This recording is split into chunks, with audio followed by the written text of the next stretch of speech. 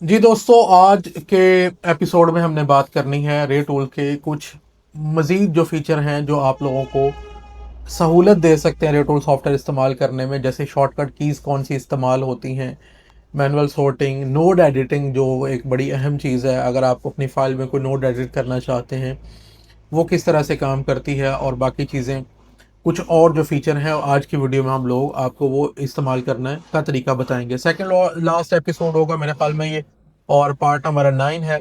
अस्सलाम वालेकुम, मैं हूं तारसुल, आप देख रहे हैं अलबरकत इंटरप्राइजेस एंड अलबरकत ट्रेडर्स। एपिसोड हमारा जो है वो 67 है और पार्ट हमारा 9 है रेटूल से मुतलिक।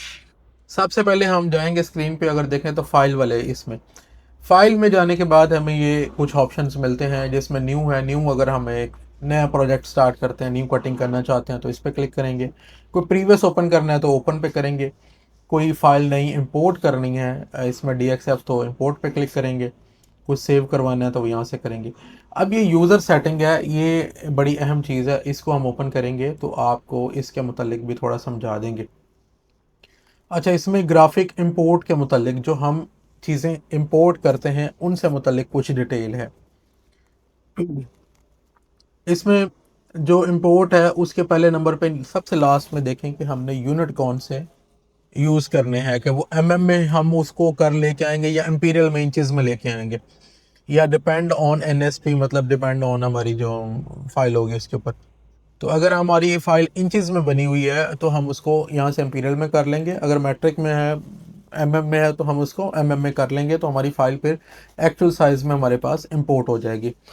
उसके बाद लार्ज ग्राफिक मोड है, मतलब वो ऑटोमेटिकली ब्रेकअप पॉइंट है, ऑटो सॉर्टिंग है, ऑटो स्मूथ है, distinguish inner and outer control, उनके दरमियान जो फ़र्क करना है इनर और आउटर के दरमियान वो भी कर लेगा। आइडेंटिफाई टेक्स्ट को भी आइडेंटिफाई कर लेगा।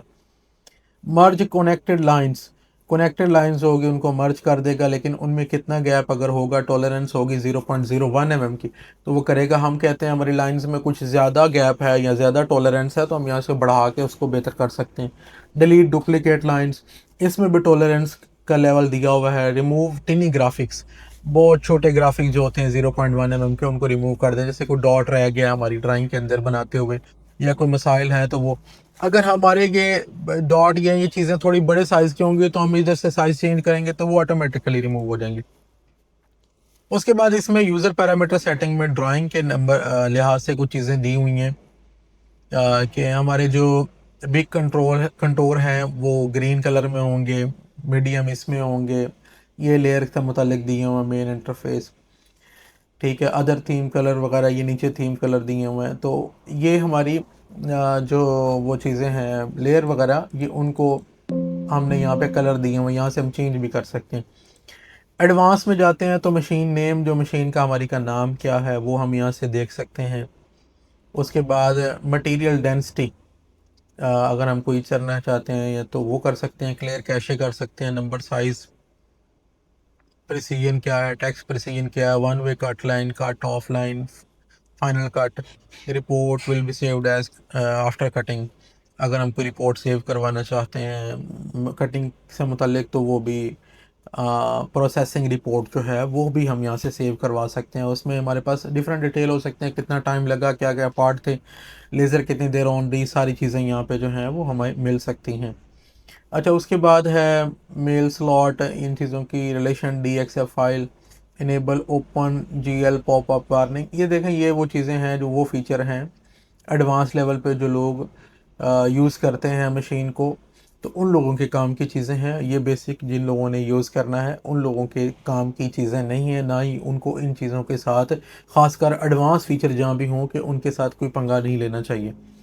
आप लोगों की जो समझ की चीज़ें हैं वो ये अब आगे आ रही हैं। जैसे हॉट कीज़ हैं, हॉट कीज़ से मुराद हमारी जो शॉर्टकट कीज़ हैं वो किस तरह से हमारी मशीन में काम आ सकती हैं, ये सबसे अहम चीज़ है आप लोगों के समझने की। तो सबसे पहले एस्केप है, अगर हम किसी चीज़ को डीसेलेक्ट करना चाहते हैं, सेलेक्ट की हुई है तो हम एस्केप का बटन दबाएंगे। रिटर्न टू मेन व्यू की तरफ जाएंगे तो बी। रीसाइज सेटिंग में जाना चाहते हैं तो हम S दबाएंगे। रोटेट 90 डिग्री R दबाएंगे। ग्रुप करना है तो G दबाएंगे। ब्रेकअप ग्रुप और पार्ट्स तो X दबाएंगे। Rotate 5 degree anti clockwise, control plus R, और rotate 5 degree clockwise, control plus shift plus R। Zoom out 50% control plus S, zoom in 200% control plus F, select all, सबको select करने control plus ए, copy paste की demand सबको पता होती है, undo redo का भी पता होता है। डिलीट करना है तो डिलीट का बटन या ई का बटन भी आप प्रेस कर सकते हैं। Unchecked fine adjustment base mode, अगर हम इसको करना चाहते हैं तो हम इन कीज़ को यूज़ कर सकते हैं। टिक fine adjustment, micro shift movement, ये दिए हुए।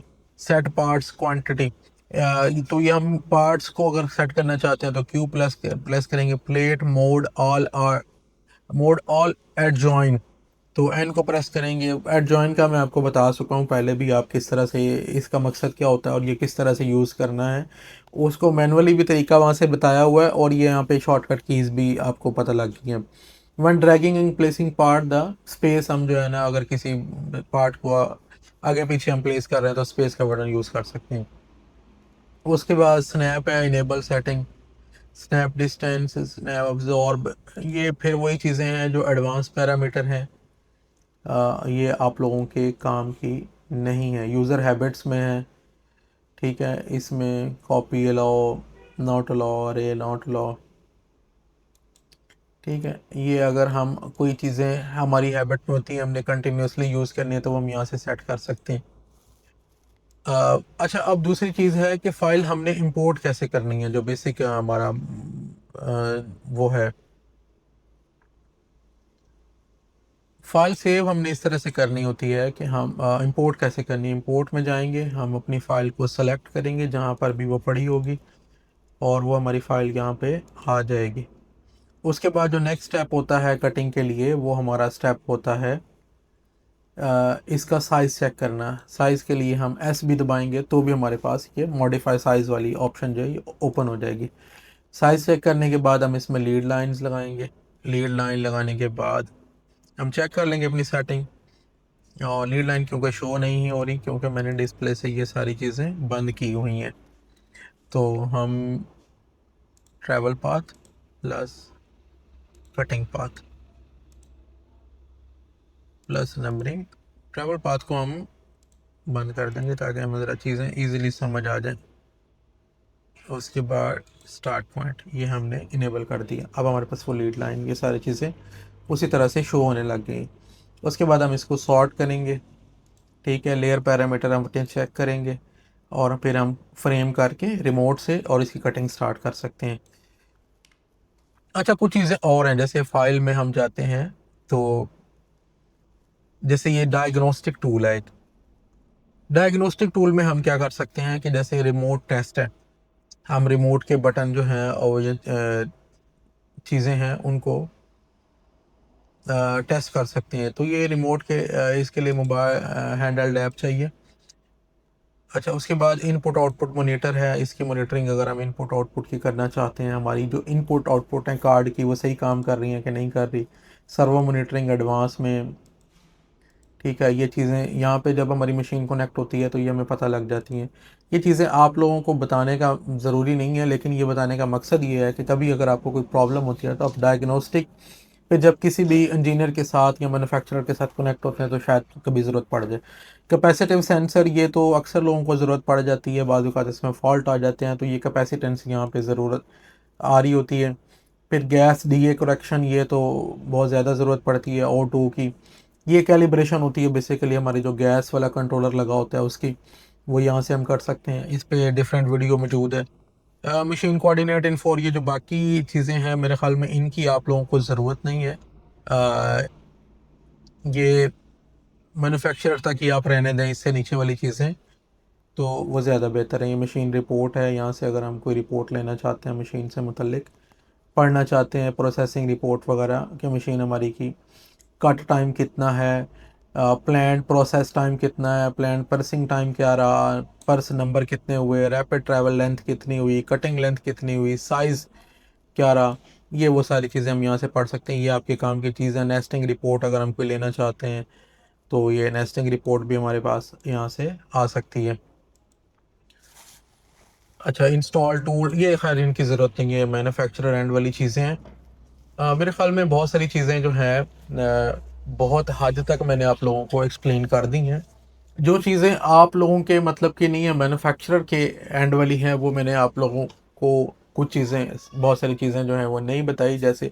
लेकिन जो चीज़ें यूज़र एंड वाली हैं, जो यूज़र के इस्तेमाल के, जिससे यूज़र को सहूलत मिल सकती है, बेहतर वो कटिंग परफॉर्म कर सकता है मशीन की, और मशीन से बेहतर रिजल्ट ले सकता है, जैसे डायग्नोस्टिक टूल वगैरह हैं, वो सारी चीज़ें मैंने आपको एक्सप्लेन कर दी, उसमें कोई चीज़ भी हिडन नहीं रही। और अगर आप इन चीज़ों को डिटेल से, इन वीडियोस को सबको देखते हैं, तो आप लोगों को ये इजीली समझ आ जाएंगी। बहुत शुक्रिया।